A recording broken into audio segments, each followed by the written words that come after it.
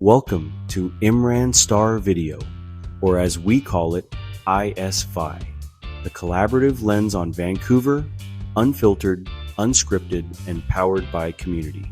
We're not just a voice behind the mic, we're a collective of creators, thinkers, storytellers, and city lovers coming together to spotlight the people, places, and energy that make Vancouver what it is. From coast mountain skylines to neon-lit backstreets, we're covering everything from downtown buzz to the untold stories shaping our scene. You'll find us exclusively on YouTube. No algorithms, no filters, just real talk. For behind the scenes, updates, and chaotic brilliance in real time, follow us on TikTok and Instagram. So hit subscribe, drop a comment, and help us grow from 100 to 10, 0, and beyond.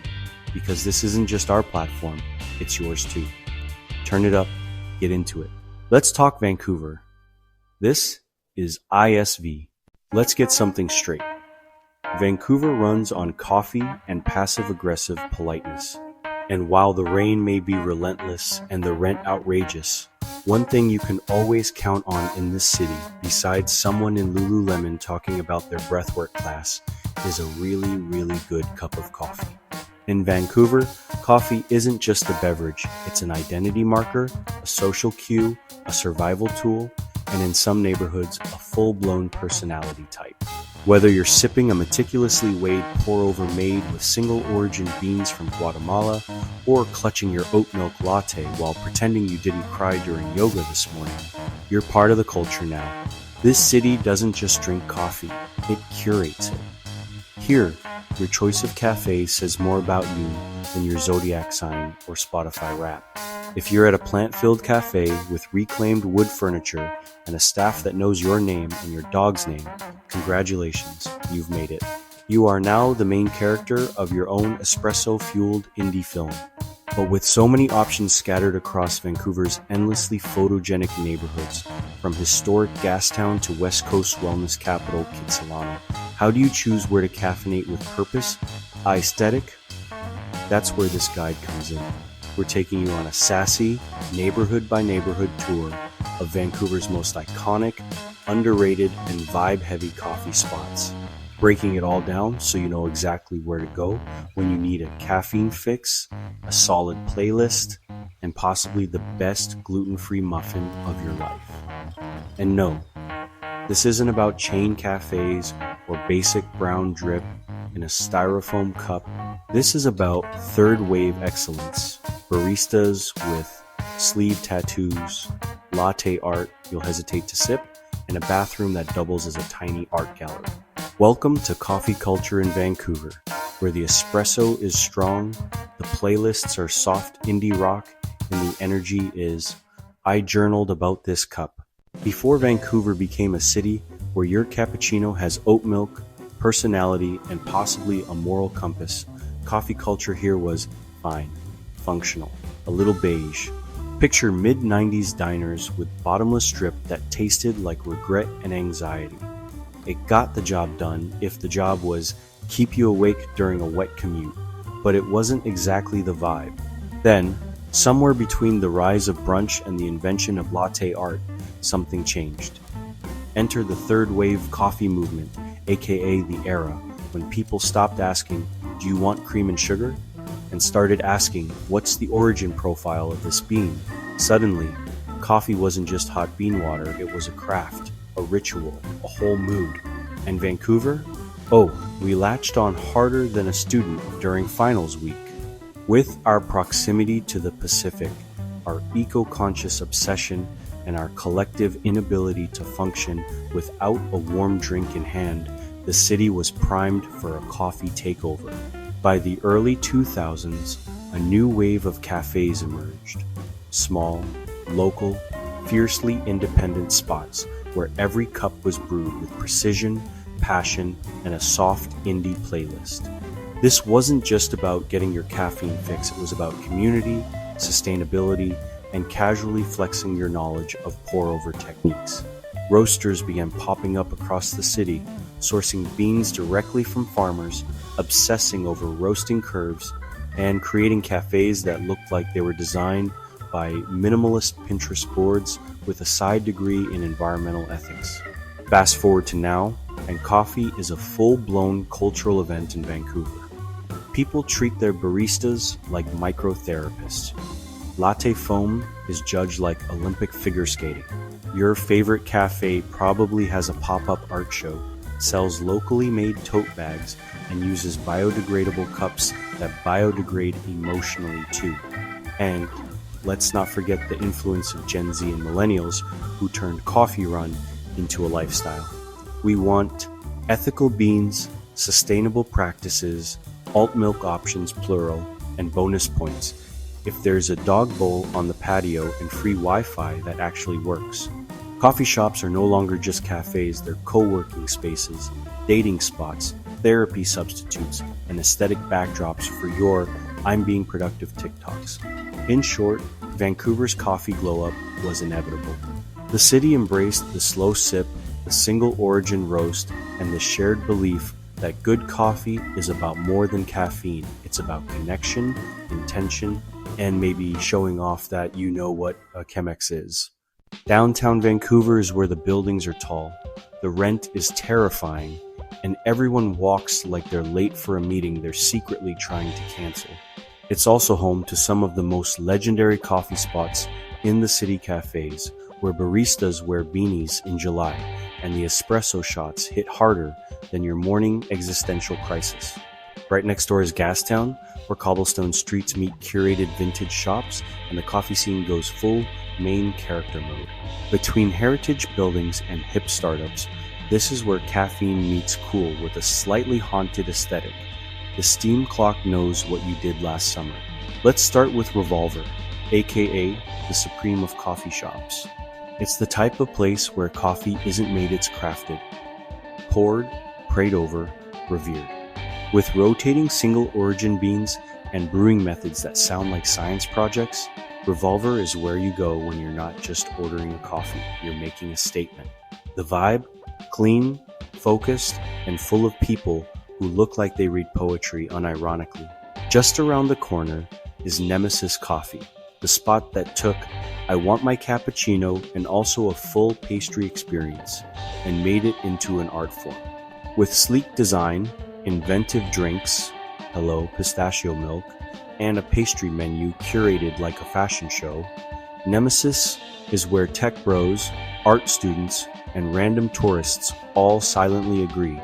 This is aesthetic central. The music's vibey, the chairs are probably ergonomic, and your coffee will taste like a tiny, edible life upgrade. Then there's Timber Train, the hidden gem with a theme. Yes, a train theme. You read that right. It somehow makes railcar energy feel cozy and boutique, the perfect setting for sipping an Americano while pretending you're the mysterious stranger in a Wes Anderson film. Bonus points. They roast their own beans, and the espresso is consistently iconic. If you're looking for a spot to romanticize your hustle, answer emails you've been ignoring, or stare dramatically out the window during light rain, so most days, downtown and Gastown deliver. The cafes here are more than just places to grab a drink. They're a lifestyle moment, a LinkedIn endorsement, and maybe even a second home if you play your loyalty card right. These aren't coffee chains, they're caffeine sanctuaries, where the beans are blessed, the lighting is flattering, and the Wi-Fi knows no mercy. Welcome to Mount Pleasant and Main Street, where every street corner has a tattooed barista, someone selling handmade ceramics, and a dog wearing a bandana that costs more than your monthly Spotify subscription. If Gastown is moody and architectural, Main Street is that effortlessly cool friend who thrifted their entire outfit and somehow pulls off socks with sandals. This is Vancouver's unofficial capital of indie cafes, alt milks, and existential latte conversations. The coffee here isn't just good, it's curated. The baristas are friendly in a don't rush me, I'm pouring with intention kind of way, and the Wi-Fi passwords are always just obscure enough to keep the vibe exclusive. Let's start with 49th Parallel Cafe, the Beyoncé of this scene. With its sky blue branding, iconic tiled floors, and a pastry collab with Lucky's Donuts that's basically dessert diplomacy, 49th is the OG third wave cafe that taught Vancouver how to take its caffeine seriously and its vibe personally. It's busy, beautiful, and filled with people who say things like, "I'm editing a short film," or "I'm just journaling through a transition period." And yes, the coffee is spectacular. Not far off, we've got Kafka's Coffee Tea, which is basically coffee meets art school with a splash of urban philosopher. Their spaces double as micro galleries, their music is somehow always cooler than yours, and their baristas will casually drop terms like citric brightness without flinching. Kafka's is where you go to have a quiet breakdown over a cortado and come out a better person. And then there's Jean Coffee Bar, a cafe so confident it exists in a triangular-shaped building and still pulls a crowd. Jean is minimalist, industrial, and deeply aesthetic, the kind of place that gives "I'm working on my screenplay" energy without actually being pretentious. They've nailed the perfect middle ground between sit and work for hours and accidentally people watch until your Americano goes cold. What ties all these places together is an unwavering commitment, vibe, whether it's the playlists, the plants, the ethically sourced beans, or the fact that someone's having a tarot reading in the corner while sipping a lavender latte. Main Street cafes go hard for the details. This neighborhood isn't just about drinking coffee, it's about being coffee culture. Every sip feels intentional, every interior feels curated, and every regular looks like they've been coming there since before oat milk was cool. Spoiler, they have. So if you're looking to do some laptop time, host a pretend book club, or just sit with your feelings and a cup of something roasted within 10 kilometers, Mount Pleasant is calling. Just don't forget your tote bag. If downtown is your business casual alter ego and Main Street is your curated hipster aesthetic, then Commercial Drive is your unapologetically real, artsy, community-minded core. This is the neighborhood that says, "We were doing slow drip before it was cool," and they mean it. East Van cafes aren't just places to caffeinate, they're local landmarks, cultural hubs, and unofficial therapy offices with latte art. Let's kick things off with Prado Cafe, a local staple that's got more neighborhood charm than a front yard book exchange box. With its bright interiors, killer espresso, and friendly but not fake staff, Prado is where freelancers, students, toddlers with cool parents, and local activists all collide over a solid cup of coffee. It's clean, classic, and totally unfazed by trends because it doesn't have to be. It is the trend. Then there's Moja Coffee, which is like the strong, silent type of the cafe scene. You might not see them shouting all over social media, but their roast game speaks for itself. Founded by people who genuinely care about the bean, and it shows, Moja is all about quality, community, and that bold cup of coffee that wakes you up and your ancestors. It's the kind of spot where the regulars actually know each other. And yes, someone will ask how your week is going and actually listen. And if you want something a little more whimsical, slide into Bump and Grind, a cafe with the heart of an artist and the energy of a cozy living room filled with caffeine-fueled dreams. The name alone sets the tone. Playful, funky, and just the right amount of weird in the best way. They serve great coffee, amazing baked goods, and a vibe that says, "We do things differently here, and you're welcome to stay a while." What makes Commercial Drive and East Van coffee culture so iconic is its authenticity. This isn't about sleek minimalism or curated lighting. This is about storytelling, community, and the loud, beautiful collision of cultures and ideas. The walls often double as art galleries, the events board is stacked with open mics and neighborhood fundraisers, and someone is always discussing urban gardening while sipping a hemp milk cappuccino. And let's be real, the drive has personality. It's where your barista might also be in a band, your coffee might be named after a local legend, and your pastry might come with a side of unsolicited but wholesome life advice. So if you want your caffeine with a side of culture, character, and community spirit, Commercial Drive and East Van are where it's at.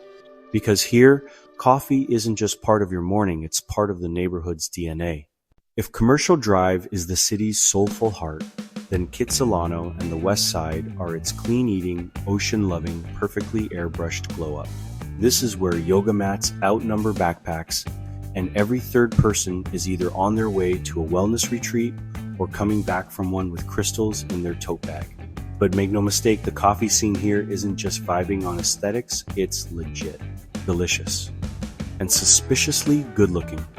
Every cafe feels like it was designed for a Sunday morning Instagram carousel and a TED Talk on intuitive living. Let's start with Be Fresh Cafe, which is equal parts market, juice bar, community hub, and chill hangout for people who say things like, I just got my CSA box, and honestly, I'm thriving. You can sip on a flat white while buying locally sourced veggies, or order a matcha latte and suddenly feel like your digestive health just leveled up. Then there's Olive Plus Ruby, a leafy, sun-drenched dream cafe that feels like walking into your Pinterest vision board. This is the kind of place where every corner has a plant baby, every barista has skin so clear it's suspicious, and the smoothie bowls come with edible flowers and affirmations. Of course, you can't mention Westside Caffeine royalty without shouting out There the Cafe, retail hybrid that's somehow both high design and incredibly welcoming. What ties the Westside cafes together is a dedication to intentional living with excellent caffeine. These are places that blend health-conscious menus with jaw-dropping interiors and espresso that still slaps. So if you're craving wellness, waves, and a coffee that could double as a vision board, Kits and the West Side are your caffeine sanctuaries. Just don't forget your reusable straw. If your ideal coffee run includes a bridge, a bear sighting, and the sudden urge to climb a mountain, then congratulations, you've reached the North Shore, Vancouver's ruggedly charming caffeine frontier. This is where you start your morning with an Americano and end it on a summit with 3 blisters and a new appreciation for weatherproof socks. The cafes out here aren't about hype. They're about heart, hydration, and high-quality beans strong enough to revive you after a 14 incline. They're not trying to be cool. They just are like that one friend who composts, owns a kayak, and has perfect skin because they drink glacier water and mind their business. First stop, Delaney's Coffee House in Edgemont Village. This place is basically the North Shore's living room, warm, cozy, and completely free of pretension. It's family-run, community-driven, and the kind of spot where people actually talk to each other, yes, in real life. Their drinks are consistently solid, the vibes are golden retriever level friendly. Then there's JJ Bean in Deep Cove, the last stop for caffeine before you ascend a mountain or descend into existential reflection on the Quarry Rock Trail. JJ Bean has multiple locations across the city, but the Deep Cove outpost hits differently. Maybe it's the ocean air, maybe it's the dog-friendly patio, or maybe it's because the coffee tastes better when your calves are sore and your flannel is slightly damp from sea mist. These cafes cater to a clientele that balances trail running energy with cozy core comfort. You'll find yoga mats in corners, hiking boots at the door, and more Patagonia gear than a sponsored ad feed. What sets the North Shore scene apart is that it blends wilderness and espresso with shocking grace. You'll sip a flat white while looking at snow-capped peaks, or crush a cold brew on a bench with more trees than people around you. So if you want your latte with a side of serenity, take a sea bus, catch a view, and head into the part of Vancouver where every coffee feels like it was brewed at 30 feet. Let's be honest, in a city where you can't throw a rock without hitting an espresso machine, not all coffee shops are created equal. Some spots serve actual liquid joy in a cup. Others, more like, here's your 7 disappointment, now please leave. So what's the secret formula behind the cafes that stand out in Vancouver's deeply overachieving coffee scene? Spoiler, it's more than just having oat milk and a neon sign that says, but first coffee. First things first, quality beans. If the coffee doesn't slap, the vibes can only carry you so far. A great cafe starts with a solid roast, ethically sourced, thoughtfully prepared, and roasted with enough intention to make you feel like someone cared deeply about your morning. Whether it's fruity, chocolatey, or aggressively caffeinated, you should taste the difference. If you can't, that's not a vibe, that's a red flag. Next up, a strong sense of identity. Vancouver's best cafes know who they are. Whether they're industrial and artsy, beachy and bright, or full cozy cabin mode, they lean in. They're not trying to be everything for everyone. They're just really good at being themselves.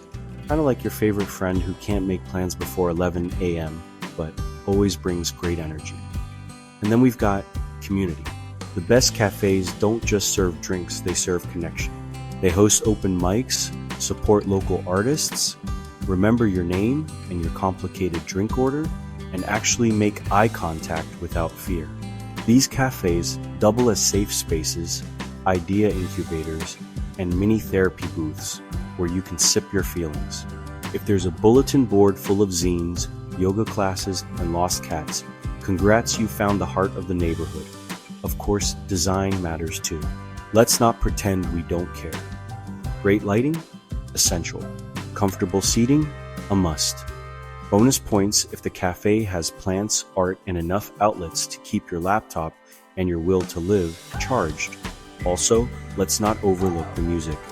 If it's a mix of lo-fi beats, soft indie, and the occasional surprise 2010s banger, perfection. If it's just silence and the sound of someone aggressively frothing milk, you deserve better. And lastly, sustainability is the unsung hero.